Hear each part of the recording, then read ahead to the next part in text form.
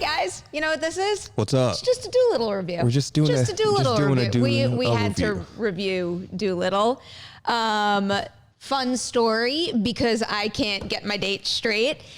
We rushed to the screening when you guys will watch this 2 nights ago and barely made it because I thought it was one day and it was actually the day we were talking about it. But you were a good sport about it. Yeah, we hopped in our cars. You were like, it's like 30 minutes away. Or we jumped into the car, got there. Like right when I sat down, literally it started. Like the lights went dim. I was like, all right, finesse, perfect timing. It was meant to be. We were meant to sit at this desk and review this Doolittle movie starring Robert Downey Jr.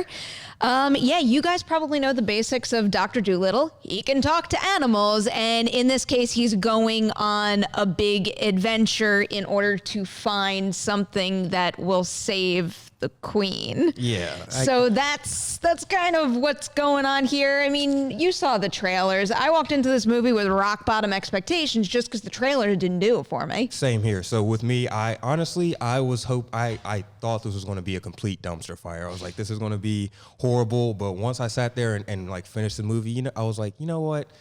It wasn't as bad as I was expecting it to be. Not saying it was like the best movie or anything, or not saying it was a good movie in general, but I genuinely was pleasantly surprised with how much better it was than I originally expected. Does it make sense for me to echo that statement but still say it was a bad movie? It's not very good. And then on top of that, I was looking at it from a perspective of, okay, this is a kid's movie. Let me not judge it as hard. I kept trying to be in that type of vein of it. It was like, let me because the kids in the audience, it seemed like they were reacting decently to throughout. A little bit. But for me, I was like, all right, let me say it's a kid's movie, and I'm not gonna judge it as hard. But even then, when I was still trying to look at it as a kid's movie, it's just some of the things that they were doing, it just took me out of it. It's completely. very flat. I mean, that's one of the biggest problems. And I understand, not to bring cats back into the equation, but I looked at that movie and I had a very tough time finding a single redeeming quality, to the point that I was thinking early on in the development stage, I would have thought someone would have stood up and say, this is a bad idea. Let's not make this movie. Yeah. I understand the seed of the idea here. The idea of Robert Downey Jr. playing Dr. Dolittle has a whole lot of potential.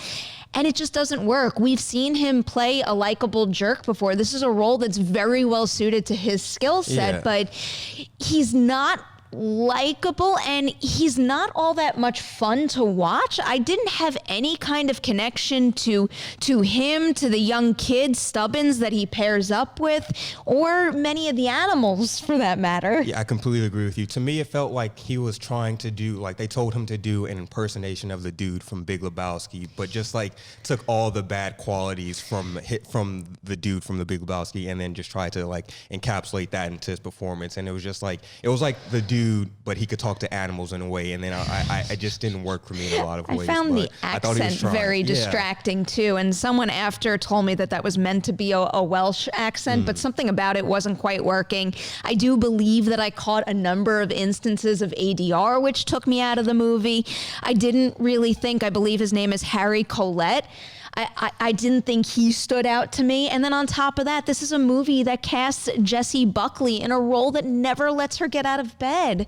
Oh, that was just. Oh what are you doing? And on top of that, the animal design, it feels dated. I mean, it looks dated. It looks like it came out of the 90s to me. Late 90s, early 2000s. In my opinion, that was one of the more that was a quality I was kind of okay with, because I think they did a decent job of emoting the animals, showing off their actual emotions.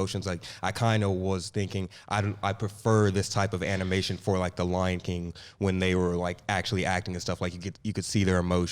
But that being said, it was just jarring. It felt, especially some of the cuts, in a lot of the scenes, it would just be a cut to a whole other scene, a whole nother time had taken place, but you wouldn't know. It was just the same characters in the same a different scene, and you're wait, they're talking about something else or doing something else, but weren't you just over here like a second ago? But there was no like transition or anything to explain it. I think that might have been one of the most shocking negative points of the movie to me, was how poorly edited this was. It was almost like, there were no scene transitions, which made it very difficult to follow, but there were even single scenes by themselves where you could see the action not matching.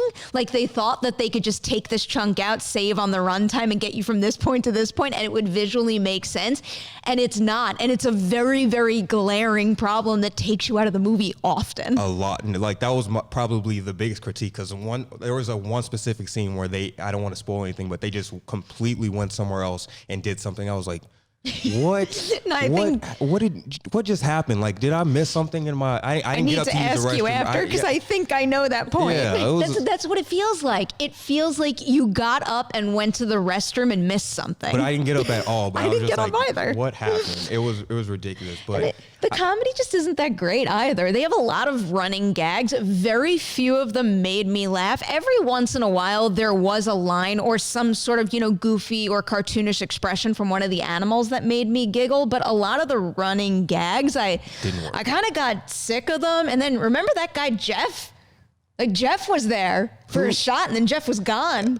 His name was Jeff, right? It was like you'll see if you see the movie. The one thing, like you said, there were like none of the jokes really worked for me. There were like a couple of one-liners from the animals themselves that worked in like the context of that scene that I was like, okay, that's kind of funny. And then there were like just some scenes I laughed at from the lines, and I was just like, did they actually say that? Like, what are they talking about right here? And I laughed in that way, but it wasn't like a good type of like enjoyable laugh. But I don't know. I feel like that I'm trying not to like judge it so harshly, because I'm trying to say like it's a kids movie. I want the kids to love it, because I thought like I heard a decent amount of laughs from the kids. I don't know. But I'm trying to give it.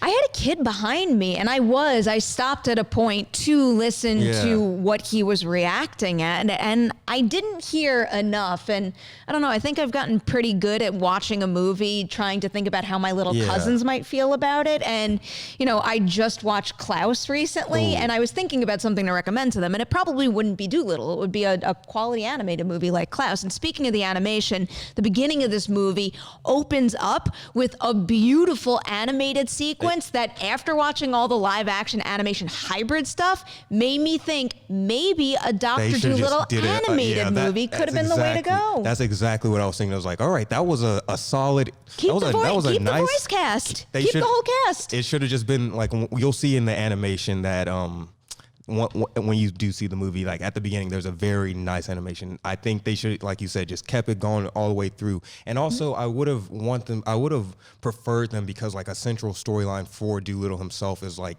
like getting closure for what happened with his wife. I wish they would have invested more time setting that storyline up, because I felt I wasn't as connected, because they kept like referencing it and stuff like that, but they never, like, besides that little animated intro, we never like really dove into that. I wish they would have invested a little more in that. Yeah, there definitely there wasn't enough layers and wasn't enough time spent with that. It was kind of a rush to get you going into the actual adventure, and that adventure has less weight when you can't connect to what was driving him throughout the entire thing. I would have preferred the whole first act have been like a little movie. a movie, an origin story for him, like to see how he got to this point of, because when we do see him, he's closed off and he's and still like silly and stuff like that, in which I don't know, kind of it didn't match up with me very well. But I really wish they would have done an origin story focusing on him and his wife, developing that relationship, and then like the second two acts follow the tragedy that happened. Like do a time jump or something, and then show that he's closed off and sad and stuff like that. It just didn't work. I think it maybe didn't work as well because of the animation was so nice, and then you go into like a live action transition with a little bit of animated animals, so kind of just, I don't know, didn't sync well together with me. No, I understand where you're coming from on that. The time has come now, though. It's score time. Do you want to go first, or do you want me to? I'll go first. I'll go first. I like the confidence. Yeah, I'll go first. I'm going to give this a 5 out of 10. I'm in the middle on it. Like I really thought that, like from my perspective, I think some of the kids will enjoy this, and throughout it, I didn't laugh as much as I was hoping to, but there were a few punchlines and a few things that did make me laugh. And I thought the voice cast, despite what they were given, I thought they did a great, like the animals themselves, I thought they did a great job despite the lines that they were actually saying. I really enjoyed their banter, so I'm giving it a 5 out of 10. And also, Robert Downey Jr. is at this point in his career where he carried the MCU for 11 years. He's allowed to do whatever movie he wants. This is his Judy. This is his Cats. In a way. I don't know if that's a positive comment or not, but I'm going to roll with it. I'm going a little lower. I'm going to give it a 4 out of 10. I really do think a Dr. Dolittle movie starring Robert Downey Jr. should have been better. I understand the intentions behind it. I think there are some things that younger moviegoers will enjoy and laugh at, but really, I think young or older, it's a mess. The editing issue is pretty inexcusable, and so is just like the flat tone and nature. The whole point of this is to be like a goofy, loving adventure, and you don't really feel any of that. I mean, I just felt like I was sitting and just watching and staring, and I wasn't engaging or feeling anything. And when that happens, that's like a major flaw in the movie. But speaking of the voice cast quickly, my favorite of the bunch, and someone who I think needs to be the lead in an animated movie coming out soon, is Kumail Nanjiani. Yep. I thought he did a pretty good job in Men in Black International, and now he stands out here again. I really just think he could bring a whole lot to an animated character. Yeah, just piggybacking off that real quick, him and Craig Robinson were probably my favorites of the voice cast, and I know we're wrapping it up, but now that we're talking about it, the third act probably, I want to give it a 4.5 out of 10 now that we're kind of like the third act, and there's a specific scene, spoilers, there's a dragon in the trailer, so I'm not really spoiling anything, but when that whole scene plays out, I was just like, all right, I'm out. I don't care. To tease that further, I will tell you, if you needed me to, and I did this to someone in the office just now, to give you a 1-sentence description of the climax of this movie, if I said that to you right now, you would be like, what the is that? And what was that? I sat through that whole movie for that to be the solution. I can't believe it. I still can't believe it. All right, guys. That's our review of Dolittle. If you see the movie, do tell us what you think about it in the comment section below. For myself and Dorian, thanks so much for watching. Like and share this video before you leave. Stay tuned. We'll have more movie reviews coming your way very soon.